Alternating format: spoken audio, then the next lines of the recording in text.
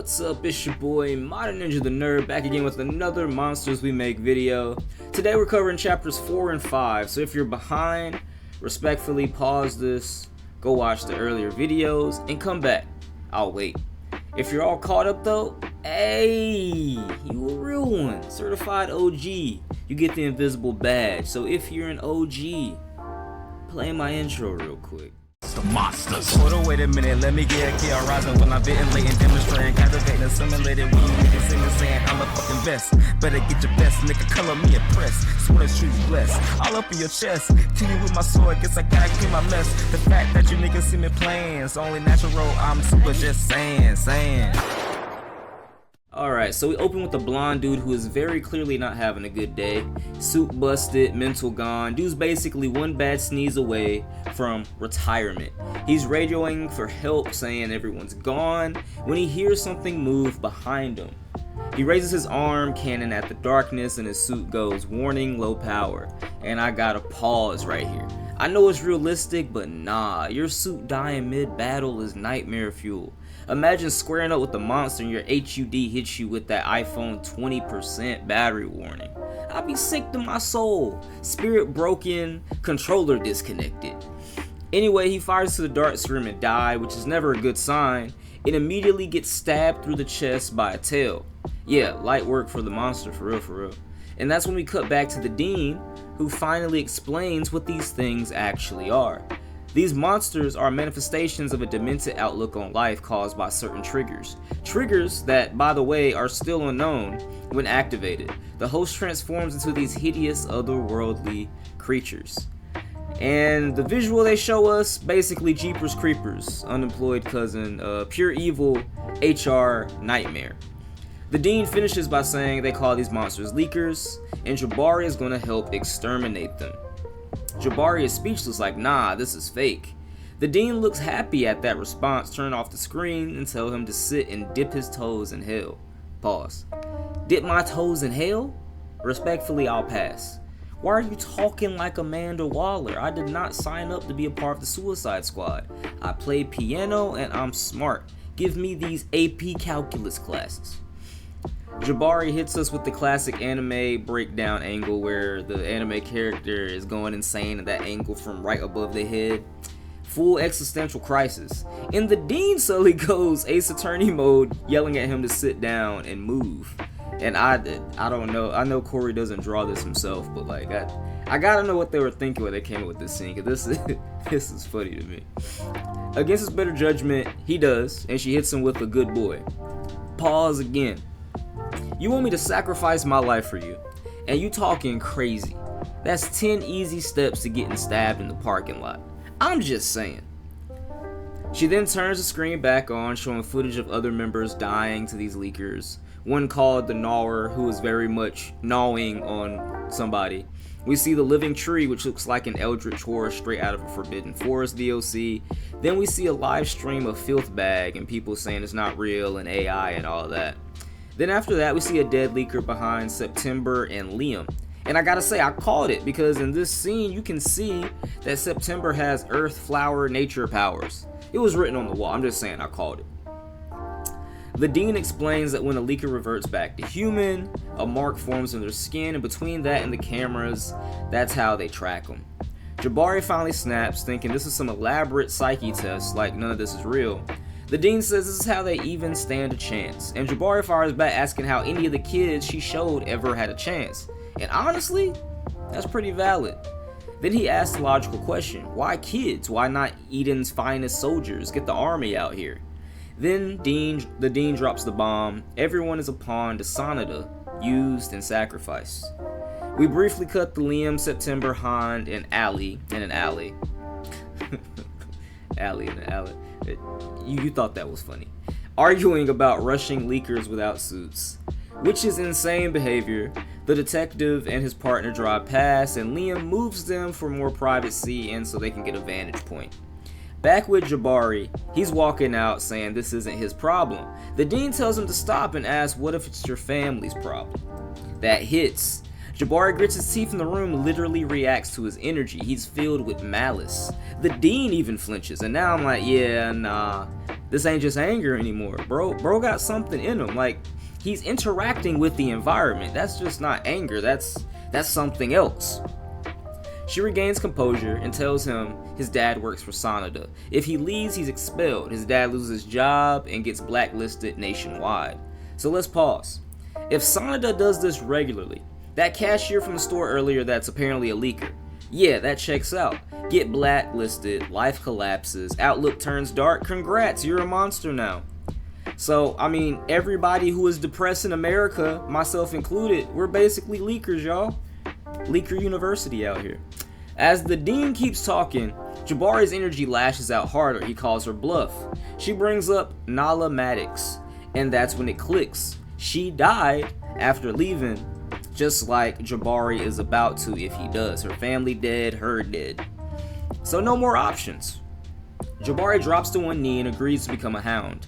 The dean is pleased and says his team is waiting. All he needs is a suit. So, cut back to the stakeout.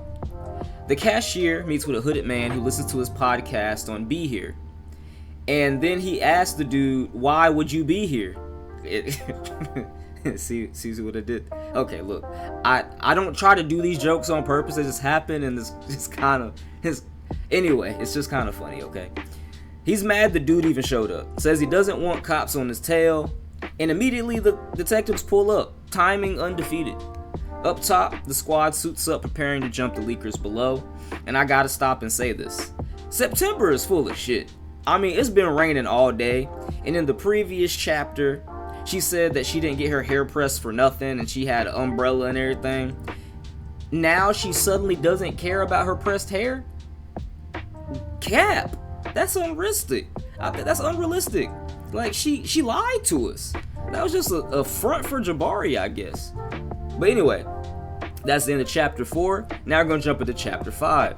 We get a flashback to a man named Dylan. He's an older dude working at a phone store, struggling to sell anything.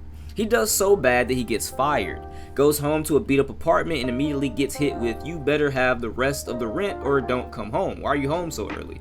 And pause. What do you mean better? Can't I breathe first, Nancy? Damn. We see their wedding photo, and that was already a red flag. She's smiling like an evil Power Rangers villain, and he looks miserable. She says that she's leaving to stay with Bethany, which I'm guessing is her friend, because at least she has a real man, and ouch. That gotta bite a little, I ain't gonna lie to you. And that's it, bro snaps.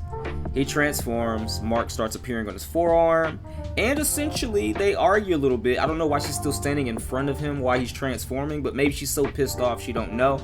And essentially he murders them. They had a daughter in the room, and she's packed up too. He puts on a trench coat, heads into the sewers thinking about his favorite podcaster, and I think it ties back to this cashier dude. Yeah, back to present day. The detectives open fire. The leaker blocks the bullets with his forearm and tail, bites Lucas in his robotic left hand, impales his partner. Lucas lands a clean headshot and nothing. Dude is unaffected. Right when the leaker advances and Lucas think that his ass is grass, vines explode out and smack it. September pulls up with full woodland fairy energy and starts, I don't think she heals him, but there's this miasma, it looks like, in the air, or pollen from the flowers. I mean, I'd be having an allergy attack, but you know, I guess this is calming him or something like that. I don't know. The squad drops in fully suited, and then we just see everybody in their suited up glory. Now, Allie attacks first. She's essentially speed blitzing the dude. She overextends, nearly gets impaled, but September saves her just in time. Han comes in with a clean roundhouse. Allie crashes down with a double fist slam, and it's a fire combo. The leaker gets hurt a little bit, but then he starts to mutate. He grows 2 more arms, grabs Han and Allie, and throws them. Han gets slammed through a brick wall, and I'm not gonna lie, for him to just be like, ow, that kind of hurt, tougher than expected. Like, respect. Like, I didn't think that either of these people was this durable, but hey, it happens. Allie kinda got slid back on her feet, but she's fine. The team is confused because this shouldn't be happening. Why is this leaker evolving in front of their very eyes? So the leaker attacks again. Liam is telling everybody get out the way. September steps in to try and save the detective, and she closes her eyes thinking that she's going to get hit. Han scoops her at the last second as the leaker gets blasted by black energy. We see relieved faces, all except for Allie, who looks pissed. And I gotta say, Allie is a hater of crazy levels. We see it's Jabari suited up in his suit, and again, I gotta say, Allie's hating reaches historic levels. She got saved and is still mad that it wasn't her moment. Like, you didn't know what you were going to do with this leaker, and he saved you, essentially, and you're just like, yeah, I don't like him still. She refuses to work with him. Then we learn her name is Alicent from Liam. Alicent. Nah, that's a medieval villain name. What do you mean your name is Alicent? Now I gotta know her last name, because what type of name is Alicent? Anyway, Jabari jumps down, arguing with his suit's AI mid-fight, which is actually kind of fire, and he shows just how skilled he is adapting and strategizing on the fly. Then he does something broken. He starts pulling in sound. Cars, rain, people yelling, a fart, two crackheads arguing, everything. He weaponizes sound itself and unleashes it in a massive blast, blowing a hole in the ground, then passes out. He wakes up surrounded by Alpha Formation, that's his team's name. Han is in awe, says he hit max output. No Hound has ever done that on their first mission. He's shocked Jabari's heart didn't explode. And Jabari realizes how casual this is for all of them, and that the leaker is still loose under New Eden City. So the hole he blasted, that is where the leaker slid off to. And that's where chapter 5 ends, y'all. I've got nothing bad to say. This is exactly what a story needs, the what happens next feeling.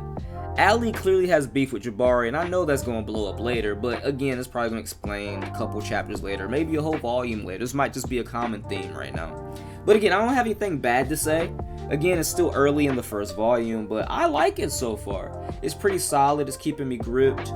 I want to know more about these characters, and I hope they do all these characters justice and play off of everything that's building up right now. So I really like it, y'all. That's my honest opinion so far. If you like videos like this, hit that subscribe button. We're almost at 1K, so let's grow, have fun, and keep cooking. It's been your boy Modern Ninja the Nerd. See you guys in the next arc.